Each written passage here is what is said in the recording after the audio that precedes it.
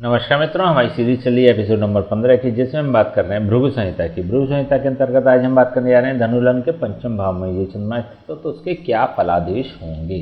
प्रथम भाव में 9 नंबर का मतलब होता है धनु लग्न, और धनु लग्न में चंद्रमा अष्टम भाव का स्वामी होता है।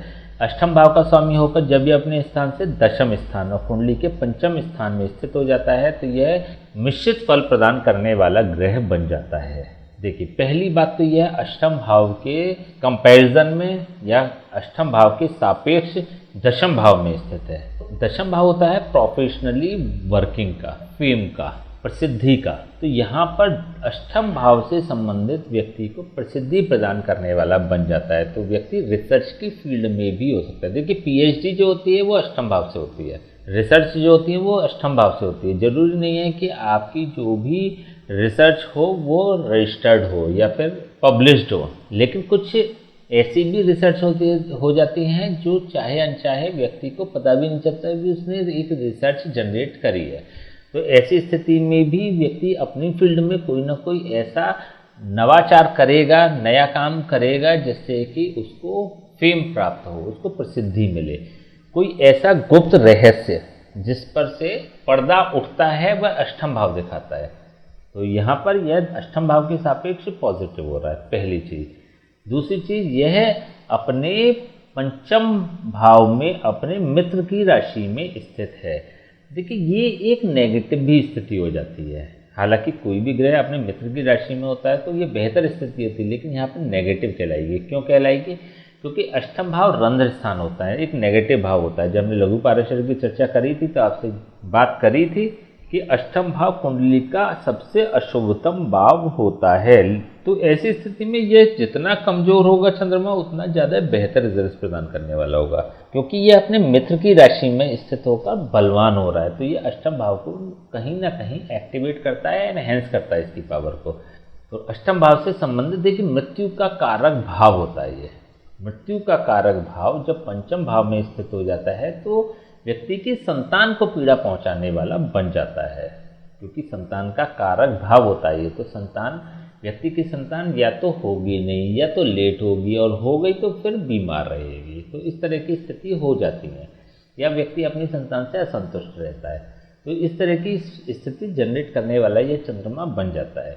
एक अन्य स्थिति यह भी है कि कभी भी कोई भी नकारात्मक भाव का स्वामी जब शुभ भाव में बैठता है, क्योंकि यह त्रिकोण भाव होता है पंचम भाव, कोई शुभ भाव में बैठता है तो वह उस संबंधित भाव को अशुभता प्रदान कर देता है, लेकिन स्वयं शुभ हो जाता है। तो यहाँ पर चंद्रमा तो शुभ हो जाएगा, लेकिन अष्टम भाव अशुभ हो जाएगा। तो जैसा कि अभी हमने बताया कि संतान पक्ष से व्यक्ति को असंतुष्टि प्राप्त होगी। देखिए, पंचम भाव होता है मान प्रतिष्ठा सम्मान का, पद प्राप्ति का भाव।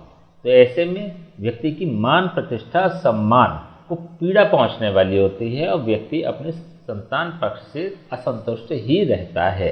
लेकिन चंद्रमा क्योंकि शुभ हो गया, चंद्रमा होता है धन का कारक, माता का कारक, नींद का कारक, सुख का कारक, संतुष्टि का कारक। इनसे संबंधित व्यक्ति को सहज और सुलभ फल प्राप्त हो ही जाएंगे। तो यह व्यक्ति को सेटिस्फाइड करता है लाइफ टाइम। चंद्रमा होता है चतुर्थ भाव का कारक। अपने कारक भाव से कोई भी ग्रह यदि अपने स्थान से द्वितीय स्थान पर स्थित होता है तो वह उस संबंधित भाव के सापेक्ष पॉजिटिव फल प्रदान करने वाला बन जाता है। तो यहाँ पर चतुर्थ भाव होता है सांसारिक भोगों की उपलब्धता का कारक भाव। वाहन, भूमि, भवन और माता के सुख से संबंधित व्यक्ति को बेहतर फल प्राप्त हो जाएंगे। व्यक्ति वाहन का शौकीन भी होगा, उसके मकान भी होंगे, भूमि भी होंगी। तो ऐसी स्थिति में वही जो अभी हम चर्चा कर रहे हैं कि धन की दृष्टि से यह एक बेहतर कुंडली बन जाती है। चंद्रमा की यहाँ से सीधी दृष्टि एकादश भाव पर भी है, लाभ भाव पर है। हालांकि चंद्रमा यहाँ पर शुभ हो गया है, भले ही अष्टम भाव का स्वामी है, लेकिन अष्टम भाव के जो भी कंटेंट से, जो भी नेगेटिव कंटेंट से रंध्र स्थान के, वह पहुंच गए पंचम स्थान में। लेकिन चंद्रमा शुभ है, तो चंद्रमा की जब शुभतम दृष्टि यहाँ से पड़ती है तो यह 11th हाउस को शीतलता प्रदान करने वाली बन जाती है। 11th हाउस को या लाभ भाव को लाभ पहुँचाने वाली बन जाती है।